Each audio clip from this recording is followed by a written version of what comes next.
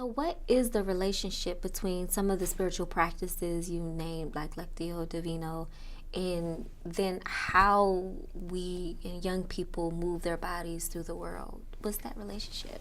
So if you practice within the Harry Potter books, if you do a Lectio Divina with a passage about Draco Malfoy, who's about the biggest bully and jerk that we can imagine in fiction, and we imagine, there's this great moment that a lot of people love where Hermione slaps Draco Malfoy. But we ask ourselves, what is it like to be Draco in that moment? Why was he bullying her? What does it feel like to have, her hand across his face? What is the humiliation involved in that? I think that we don't necessarily absolve Draco of what he felt, but we understand it a little bit better. And so the next time we feel as though somebody is being a jerk in our own lives, we will have imagined ourselves into their skin and we'll think, oh, well, I was insulting that person because I had just gotten a bad, letter from my father, because everyone knows that Draco's father is abusive, right? So we're practicing being empathetic by imagining what Draco is feeling.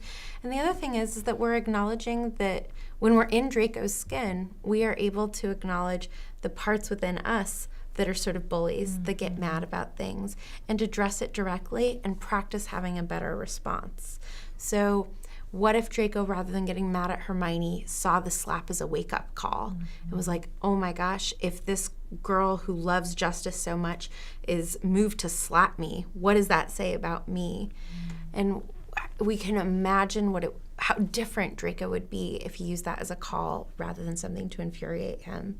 And I think just by practicing that in the safety of our own imagination, when we're in a situation like that on the subway or in the classroom or wherever else, we might behave better than we would have originally had we not practiced.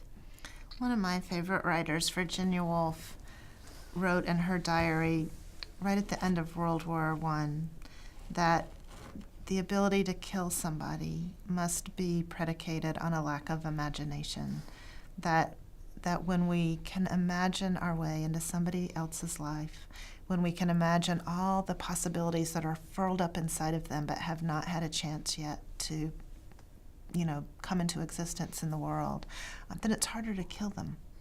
And I think the kinds of practices that Vanessa's talking about are just inherently nonviolent practices, where we're learning to respond to each other in a way that reverences the life and the possibility furled up inside all of us.